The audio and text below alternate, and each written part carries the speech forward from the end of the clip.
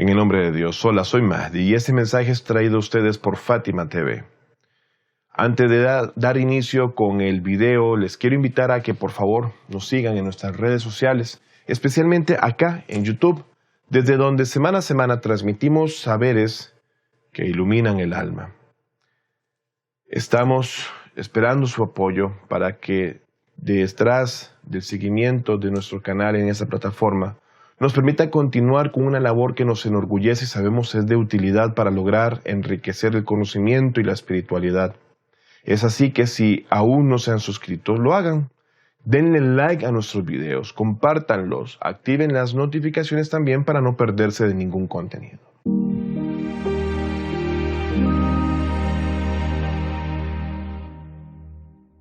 En el video anterior hablábamos sobre cómo en el justo momento en el que el Imam Ali alayhi salam asume la guía de la comunidad islámica, posterior al asesinato de Uthman, el tercer califa, a manos de su propio pueblo, el cual se había cansado de la injusticia y la corrupción, lo cual era un sello propio de los califatos anteriores, y en especial de ese que acababa con el asesinato de Uthman, es que nacen muchos nuevos enemigos del imam, a los cuales no les convenía ni les agradaba la idea de poner en marcha una rectificación y abolición de la corrupción y el desvío. Es así como finalmente el imam es martirizado durante su rezo y otro obscuro personaje, ya conocido por sus perversiones, asume el poder, ni más ni menos que Muawiyah, hijo de Abu Sufyan, quien fuese también conocido por ser un acérrimo enemigo del profeta del Islam.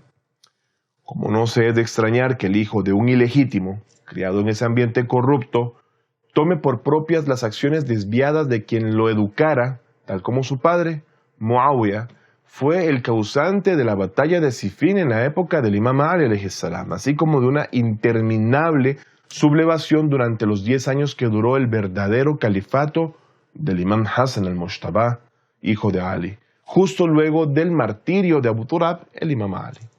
Todo esto llevó a que finalmente se creara una situación en la que el Imam Hassan alayhi salam se viese obligado a aceptar un acuerdo de paz con Muawiyah y así éste pudiese gobernar en Sham, actual Siria. Es decir, Muawiyah fabricó una situación en la que el Imam Hassan no tenía compañeros suficientes para iniciar una batalla en contra de la opresión de éste.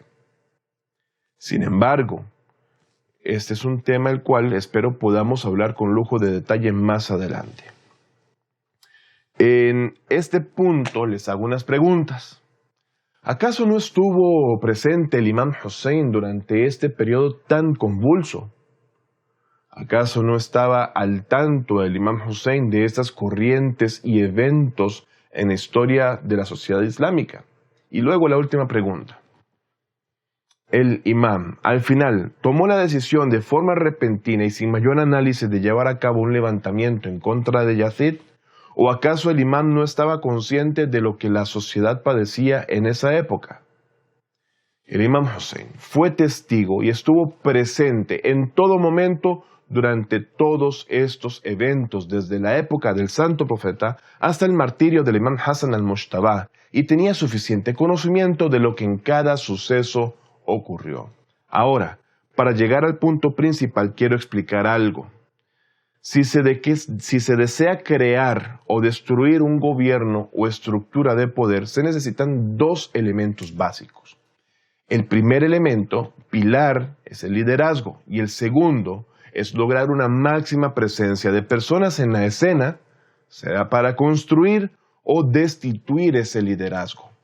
No se necesita nada más que estos dos elementos. Ahora bien, para que estos dos elementos básicos funcionen, deben darse tres prefacios, los cuales permitan que los elementos mencionados se conjuguen y puedan juntos funcionar con tal de generar resultados. Así que veamos cuáles son estos tres prefacios y sus condiciones previas. Primera condición. Confianza y optimismo por parte de la mayoría de las personas sobre o hacia el líder. Es decir, la gente debe tener una visión favorable y optimista de su líder y lo que éste logra a través de su poder. Segunda condición, Los objetivos de gobernanza del líder deben de empatar con los del pueblo o la mayoría de las personas. Si el líder persigue un objetivo en particular y lo expresa siendo contrario al objetivo del pueblo y lo que éste exige según sus necesidades, este movimiento no tendrá éxito y no prevalecerá en el tiempo ni en el espacio.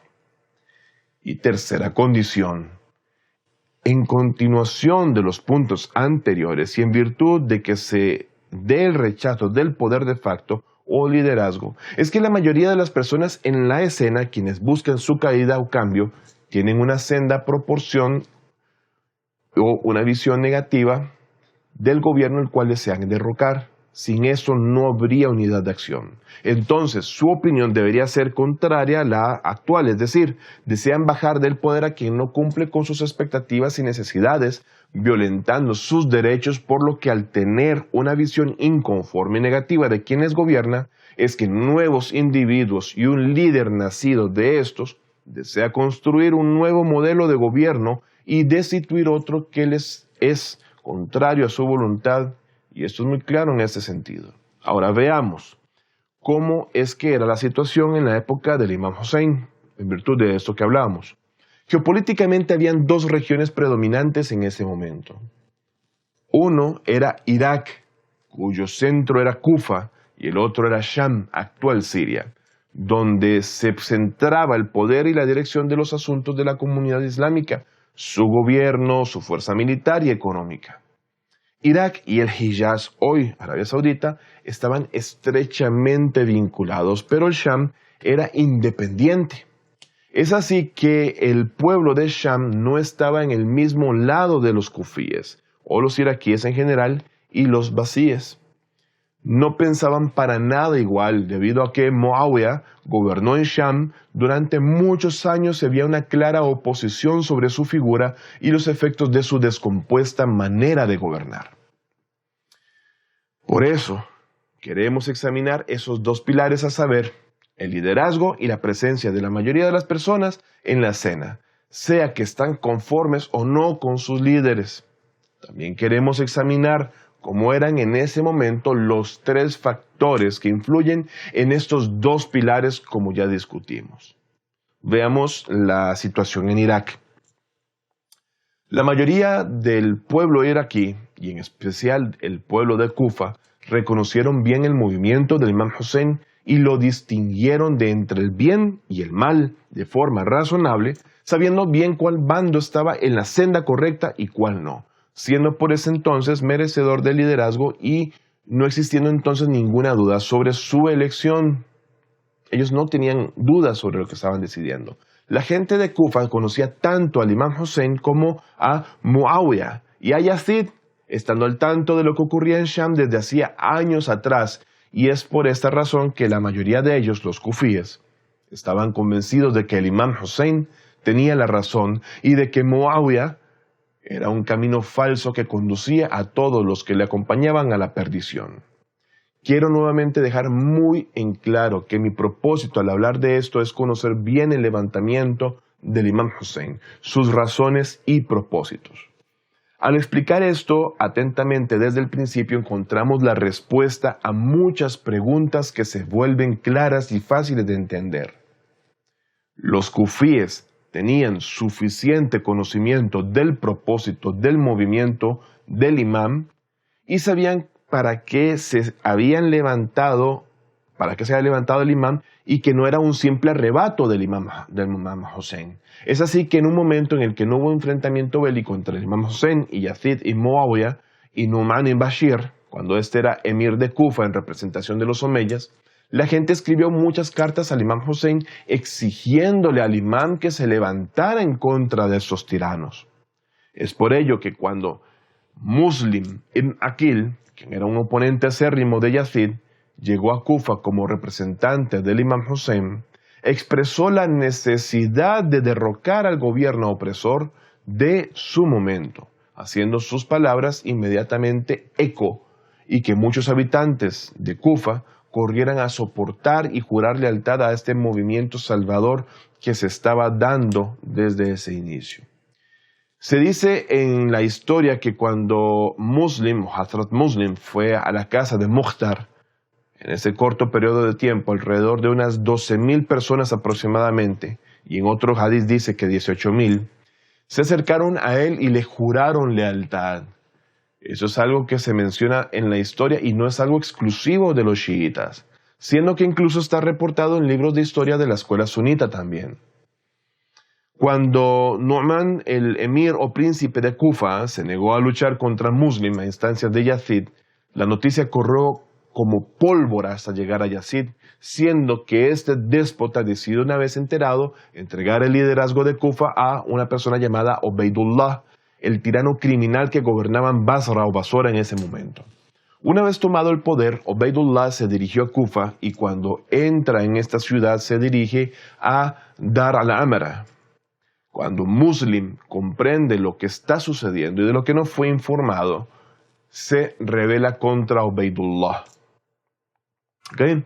Se dice que unas 4,000 personas vinieron con Muslim y sitiaron, asediando con firmeza el lugar Dar al-Amara. El número de soldados de Ubaydullah en Dar al-Amara era muy pequeño y en el momento del asedio ya habían entrado en el castillo de Dar al-Amara, el cual terminó rodeado por esas 4,000 personas, las cuales muy fácilmente hubieran podido atacar al pequeño grupo del tirano Ubaydullah y ganarle con suma facilidad. Pero esto no sucedió. A cambio, algo muy extraño pasó en su lugar. Todas las personas que hacían muy poco tiempo atrás habían escrito cartas al propio Imam Hussein, jurándole lealtad. En la noche anterior estaban orando detrás de Muslim ibn Aqil. Cuando esta oración de congregación terminó, Muslim se volvió y miró hacia atrás, quedando atónico de lo que era testigo. Y es que el momento en que esperaba seguir siendo acompañado por quienes le seguían en el rezo, no había ni una sola alma. Todos habían salido corriendo. ¿Pero qué pasó? ¿Acaso se dieron cuenta de repente que habían cometido un error en su decisión? ¿O es que acaso descubrieron de repente que el Imam Hussein no tenía razón en su proceder y Yazid era poseedor de la razón? Pero la respuesta es clara. Ellos sabían que el Imam Hussein estaba del lado de la verdad y por esta razón habían solicitado su auxilio. La gente de Kufa conocía muy bien al imam y lo que al Imam al-Hussein le motivaba para su lucha y lo aceptaban. Pero a pesar de todo eso se enfrentaron al imam y le llevaron al camino del martirio.